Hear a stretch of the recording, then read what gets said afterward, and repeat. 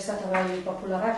Donostian, Aiotaren Gipuzko Buru Batzarreko bulegoan hartu duen Arantza Tapia, Espainiako Kongresurako Gipuzkoako Aiotaren zerrendaburuak Jokin Zagarzazu, Berriako politika zaileko kasetaria. Azaronen 20ko hauteskundetarako jeltzaleen programaren nondik norakoak aztertu dituzte elkarrizketan.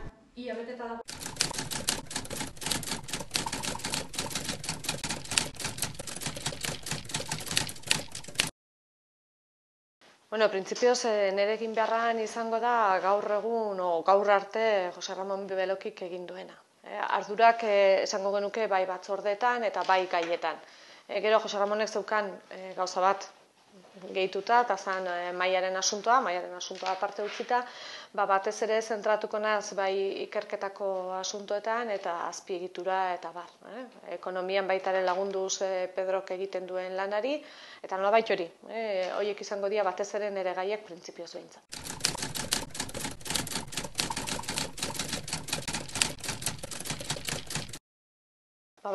Hori ez hauteskunde hauetan bakarrikan, gu beti zentratu gea taldearen garrantziaz. Eta, EAJaren helburua beti izan da taldea mantentzea.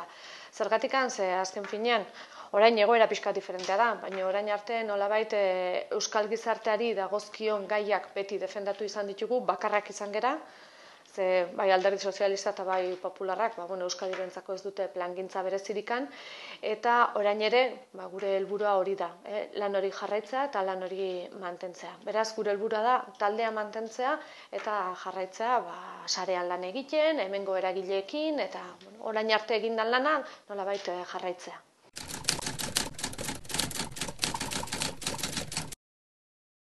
Nik uste dut bi flanko daudela desberdin, ez da, guretzako. Eta alde batetik dago Amaiur, ez dago ez esaterik, ze aurreko hauteskundetan ere emaitza oso onak izan dituzte, beraz, hor dago ardaz bat. Eta beste alde batetik nik uste dut garrantzitsua dela kasu honetan, PP eta PSOE saiatuko dira beraien arteko lehia batean gu albor batera uzten, gu Euskadi bezala. Zergatik ze nahi dute zentratu guztia, Rajoy Rubalcaba dikotomia horretan, ez da? Eta guk esan beharra daukagu, hori, Estatu Espainiarrari dagokionez, izan daitekela, baina gure kasuan importantea dela Euskadian defendatzea eta jarraitzea. Beraz, ez dira hauteskunde presidenzialistak, baizik eta, taldearen garrantzia eta gure ordezkaritzaren garrantzia aipatu behar dugu. Nik uste hor dagoela gure erronka, herri bezala gainea. Bestela, jendeak uler dezake hori, dala bakarrikan Rajoy Rubalcaba eta besterikan ez dagoela. Eta Euskadirentzako oso garrantzitsua da, ondo ordezkatuta egotea, gure interesakan defendatzeko.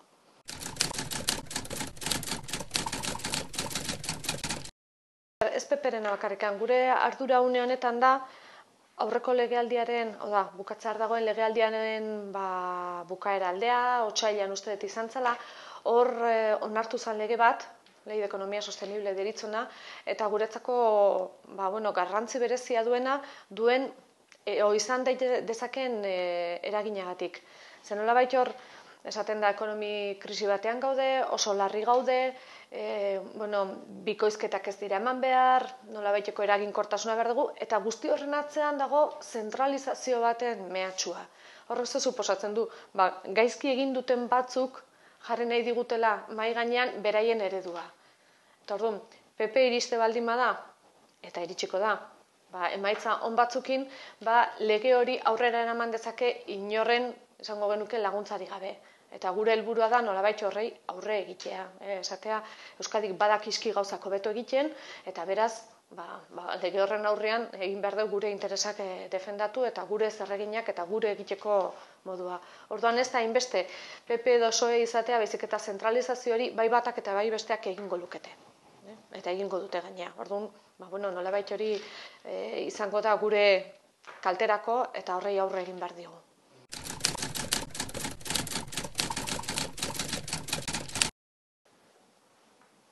Nik uste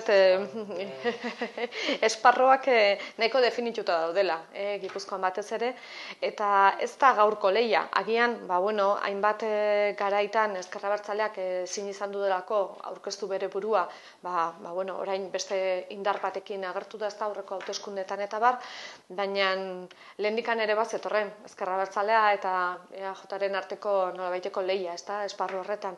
Guk gure jendea nahi dugu erakarri berriro ere, inorrez dadila geratu etxean pentsatuz Madrilgo gauza bat da, baizik eta gure eguneroko lanean eta gure eguneroko bizitzan baita ere eragina du.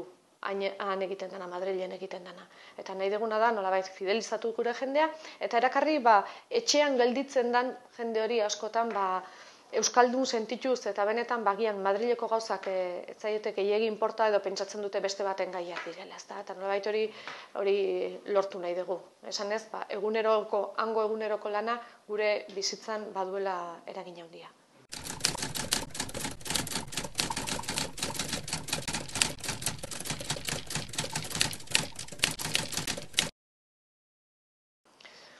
Hautesleek nahiko helduak dira eta beraiek erabakiko dute noski. Baina nik uste gure programan bi ardatz nagusi daudela. Alde batetik zati pragmatiko hori esan dezuna, hitz hori berdina erabiliz, esan ez gure kudeatzeko modua hau da, eta horrela egin ditugu lanak eta horrela jarraitu nahi dugu. Zergatik krisi larrialdi batean daudelako egia da, enpleguari buruz ikusten nahi gea ze gertatzen nahi den Estatu Espainiar guztian, eta ez duguna nahi da hemen gauza bera gertatzea. Beraz, nolabait horrei aurre egin nahi digu. Zergatik ze ekonomiak ez badu aurrera egiten, benetan gure politika sozialak ere ezingo ditugulako bermatu, eta desorekak hazten hasiko dialako. Zerbait izan baldin bada Euskadi da, leku bat non desorekak ez dauden oso handiak, nahiko berdintsuak gea guztiok. Eta hori nahi dugu bermatu. Hori alde batetik noski. Baina beste alde batetik baita ere izugarrizko ilusioko garai bat iristen da, irikitzen da. Zergatik ze beti Ibarretxe joan zenean, orain dela urte batzuk, estatuto politiko berriaren proposamenekin, eztabaidatu ere etzan egin eta zegoelaren aitzaki horrekin, ezta? Aitzaki hori dagoeneko ez dago. Eta bere ibilbidea egingo du eta bar, baina nolabait lehendabiziko urrats garrantzitsua eman du. Beraz, aitzaki hori ez dago, gure aldarrikapen politikoak egiteko garaia da eta politikaz hitz egiteko garaia da. Orduan, zentzu horretan guk ere berriro indar berrituz jarriko dugu horri mai gainean. Inoiz ez dugu utzi, baina gaur egun indar berriz esan ez, jake hori ez daukagun, orain ez daukagu aitzeki hori lan egin dezagun. Beraz, bi gai daude, gure ustez, eta Ezker Abertzalea Amaiurren bitartez hor dagoenez, nik uste daukagula bi aukera importante. Beraiek ere politika egiteko modu honetara etorri dira, beraz, helburua bezala izan dezakegu zerbait amankomuna, baina beraiek ere etorri beharko dute beste esparrura, kudeaketaren esparrua. Beraz, bi esparru garrantzitsu dauzkagu, eta egoera honetan landu ditzazkegu biak. Bata oso egunerokoa, oso pragmatikoa, eta bestea gure etorkizuna herri bezala lantzeko garaia iritsi delako, eta aukera dagoelako. Beraz, entzuten ari geana da bi diskurso, nahi personalki eta EAJ bezala ez zaizkigunak bat ere gustatzen. Batzuk dira, esan ez PP eta PSOE, baina dira esan ez, oin ez da momentua politika hitz egiteko, aldarrikapenak egiteko, noiz da momentua zuek esaten dezuenean, ez, orain da momentua iritsi da. Eta Amaiurren aldetik entzuten dut, orain da momentua Madrilera juteko, ez lehen ere bazan, baina ongi etorria guztiok eta lan egin dezagun bi ardatz horiekin, ezta? Eguneroko gaiak eta gure etorkizuna.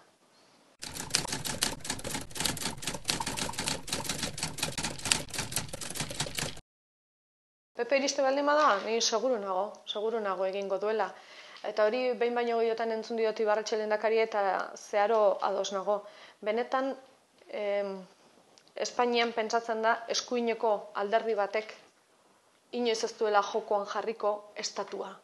Beraz, agian, beraiek aukera hori balia dezakete badaukatelako alako nolabait bere eragileen babesa, eta beste alde batetik bakearen eta normalizazioaren garaia iritsi dan honetan PPek nire irudipenez eta gure irudipenez alderdi bezala ez du aukera hori utziko pasatzen.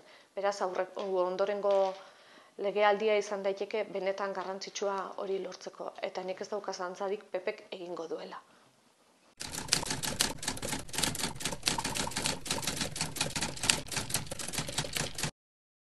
hitza zegoen momentuan, agian hitza ez da oso egokia, baina bai, aitzeki hori zeukaten, ez da? Ezin dugu hitz egin gatazka honei buruz, eta gatazka zegoela onartzen zuten, baina nola eta dagoen, ezin dugu hitz egin. Baina orain, batean eszenatokia zeharo aldatu da. Eta zehara aldatu da horretan, bere buruare kokatu behar dute. Da orduan, gaztelaniaz esaten den bezala etxar balones fuera, orain esaten dute, ez dago gatazkarik. Eta esan du borroka armatua utzi duela, beraz ez dago gatazkarik. Eta gatazka politikoa herri honetan existitzen jarraitzen du. Onda, piko urte da maizki gatazka horrek, eta iritsi da momentua guztiok eseri, eta etaren desagerpenekin batea, bakoitzak bere aldarrikapenak mahai gainean jarri eta guztietaz eztabaidatzeko. Politika esan deguna hainbatetan izki handiz egiteko garaia, orain aukera daukagu. Ez dakit garaia, baina aukera bai behintzat.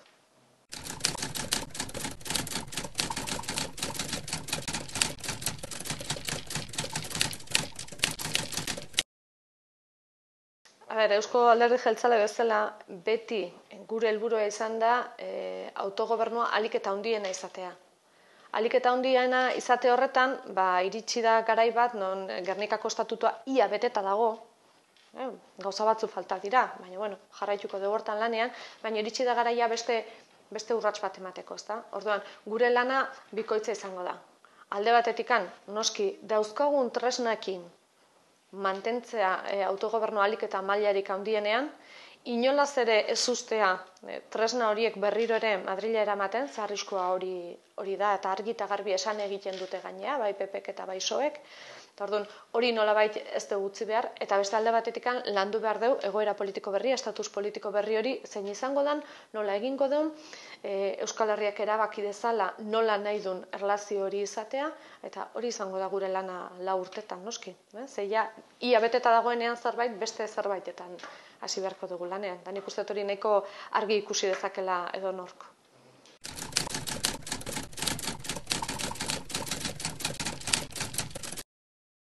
Nik uste dut gu beti ongea prest edozeinekin lan egiteko eta hitz egiteko, eta iruditzen zaigu gainea une honetan oso garrantzitsua dela guztion arteko elkarrizketa eta lana. Orduan, garaian garaikoak esaten dana, eta ikusiko dugu ze planteatzen duten beraiek eta guk nola lan egingo duen. Baina berriro diot, beti pentsatuz gure esango genuke lehentasunak izango direla, une honetan Euskal Herriak ez dezala galdu daukan posizioa, posizio ekonomikoa eta ongizate estatuaren parametroiek ez ditzala galdu, iritsi gara izatea Europako herrialde aurreratu bat, eta ez deguna nahi da aurrera begira bizi izan gea beti, nolabait Europako estatu aurreratuenei begira eta haiei nolabait leku hori mantendu nahian, eta orain arriskoa ikusten dugu justu bera begira jartzea, eta nolabait Estatu Espainiarrak bere ganatzea ekonomikoki esan nahi nuke. Orduan, hori inolaz ere ez dugu utzi nahi, eta agian konplikatua izango da. Beraz, legealdi zail batean sartzen gela ez dago dudarik.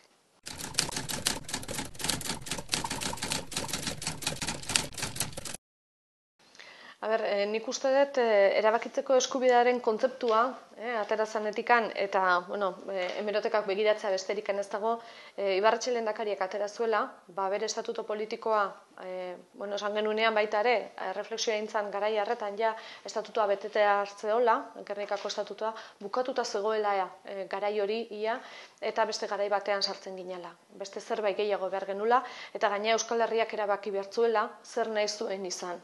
Hau da, ez duela etorri behar beste inork esatea guri zer nahi dugun. Hori da azken finean erabakitzeko eskubidea, baina erabakitzeko eskubidea berez bakarrikan ez da ez badeu zerbaitetarako erabiltzen. Orduan, gure planteamentua izan da beti erabakitzeko eskubidea gure jendea, gure herritarrok, Euskal Herriko herritarrok hobeto bizitzeko, eta benetan herri aurreratu bat izateko. Eta hori da gure helburua. Orduan, Amaiurrek orain esaten duela erabakitzeko eskubidea horren defentsan arituko dela, oso ondo, guztiok horren defentsan arituko gea, baina ez bakarrikan horren defentsan kontzeptu bezala, baizik eta hori zertarako. Guretzako da importantea, hori behar dugu gure herria hobeto bizitzeko, gure herria diferente izateko. Eta mantentzeko nolabait, estatuan esan daiteke, bai Euskal Herria eta bai Katalunia bere neurrian desberdinak gehala, eta ez degula nahi inolaz ere berdindu, desberdinak gehalako ez dobeak ez okerragoak. Desberdinak gehala, eta mantendu nahi dugu gure desberdintasuna. Bai arlo ekonomikoan gaur, bai beste kulturalki, bai beste hainbat arloetan, ezta? Eta orduan, erabakitzeko eskubideak nolabait bermatuko digu guzti hori lortzea.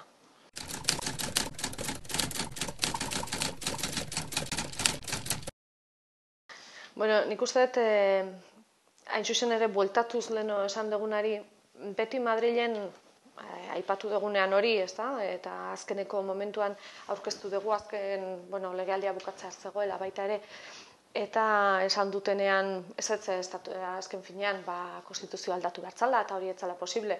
Ikusi konstituzioa aldatu dutela beraiei komeni izan zaienean, nik uste, klaro, hemendikan joan behar duela, Euskal Herritikan ateratako zerbait behar duela, hemen babes osoa baldin badu, babes handi bat, 100% ez dinezkoa da, baina babes handi bat baldin badu, eta nik uste gai gerala babes handi bat lortzeko Euskal Herrian erabakitze eskubidea eta zertarako definituz, nik uste horrek ez duela atzela bueltarikan. Ibilbidea izango du luzeagoa edo motzagoa, baina baita ere etaren mehatxu hori gabe oso zaila da esatea ez dugu debatitu nahi. Zergatikan ez duzu debatitu nahi. Orduan, ibilbidea luzea izango da seguruen, baina, eta sekretuak izango ditu edo ez ditu, baina ibilbidea luzea izango da seguruen, baina hemendikan ondo ateratzen baldin bada babestutan ikusten pixko bat aurrerago edo pixko bat beranduago lortuko dela. Esperantza horrekin doa behintzat.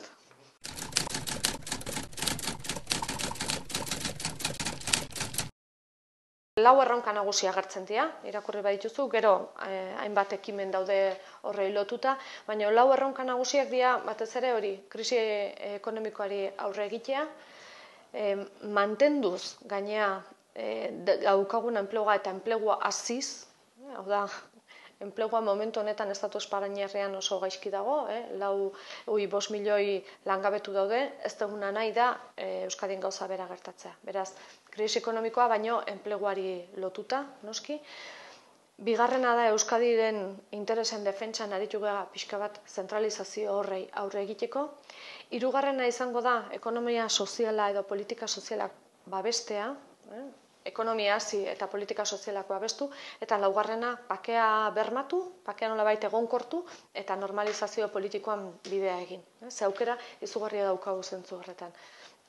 Pakearekin bakarrikan edo etak egin duen aldarrikapen horrekin bakarrikan ez dugu urratsikan emango, jarraitu behar dugu, politika arloan hori aurrera eramaten. Eta hor dauzkogu, alde bateko eta besteko biktimak, eta hor nolabaiteko lankidetza izugarri egin behar da, eta hori normalizazio horri ekin behar diogu. Beraz, horiek dira gure lau ardatz nagusiak.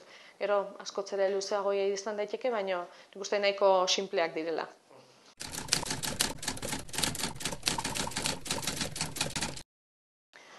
Nik uste dut PP-ren programan ikusi daitezkela bi gauza nagusi, ezta? Beraiek oso arduratuta daude dagoen egoerarekin. Europan dagoen egoerarekin gauza batek atentzioa ditu dit eta onerako, esan behar dut, beraiek Rajoyk ere esan du nolabait nahi dula izan cabeza de pelotón, y no furgón de cola. Beraz, horrek pentsarazten dik ikusin beharko dugu, nolabaiteko neurriak hartuko ditula. Baina gauza txarra izango da, ze nolako neurriak hartuko ditu hori aurrera eramateko. Ze, hasi dira esaten, ez da, bikoizketak ez dituztela nahi, eta beti nolabait tratu berdina elkargo autonomo guztiekin, autonomia guztiekin, horrek nolabait, baitare gaztelania esaten dela, kafe para todosen nolabaiteko mehatxu bat edo hor egon daiteke, horrek arduratze gaitu, noski. Eta orduan, aber nondikan jotzen duen. Ze ekonomiaren izenean, agian, halako gauza txarra iritsi daiteke guretzako. Orduan, aber nondikan jotzen duen, nik horre ikusten diot. Alde hona bai, nahi duelako berdian reforma guztiak egin, baina bestea izan daiteke Euskadirentzako ez dela ona. Eta nik uste hor lan egin behar deula, gutxienez desberdintasun hori mantenduz.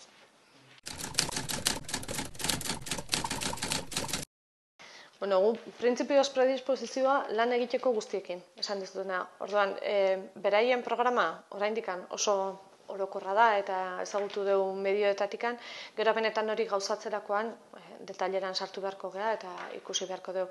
Ze PPek kasu honetan gaina du estatu osorako programa bat, gu Euskadiren interesen defentsan gabiltza, beraz, bueno, ikusi beharko da nola uztar genitzazken bi gauzak, uztargarriak baldin badira.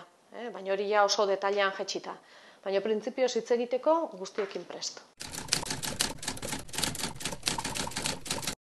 Nik uste garrantzitsuena hori dela, irikitzen dela aro berri bat, non guztiok karta berdinekin jokatzen daun, ja, eta ez dagoela hitzekerik, ez batzuentzat, ez besteentzat, ez egiteko benetan egin behar dana. Eta izugarrizko aukera da, eta agian bakeak berak egin digun ilusioa, maila berdinekoa da bestea.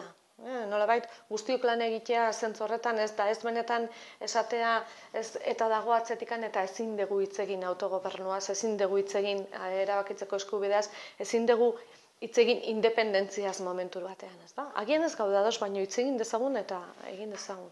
Ikusi dugu beste herri batzuetan, beti adibide berdina jartzen ditugu, ezta? Baina gaur egun adibidez Eskozian ze gertatzen ari dan eta nola dijoazten, ezta? Independentzierantz eta bar. Zergatikan ez? Etaren desagerpenak guzti hori, eszenatoki berri hori irikitzen digu. Eta orduan, nire ustez izugarria da. Guztia, hori, esan dezuna, egunerokotasunean egin behar ditugun lan guztiak eginda, azken finean da pertsonen ongizatea bermatu behar dugu, eta Euskal Herrian bizi deun nolabaiteko egoera hau mantendu egin beharra dago, eta hobetu albaldin bada, baina besteari oso lotuta dago. Eta nahi lotura hori gustatzen zait nolabait azpimarratzea. Ez da era pragmatikoan edo PPk aurkezten duena ez egoera ekonomikoari egingo dio hor eta ez dakau denborikan beste zertarako. Zeresteak, gero etorriko dira. Edo bakarrikan esatea ez gure helburua da erabakitzeko eskubidea eta egoera ekonomikoak beste batzuk konpondu ditzala. Biek zeharo lotuta daude, bata bestearekin daude zeharo lotuta eta guretzako hori da importanteena une honetan.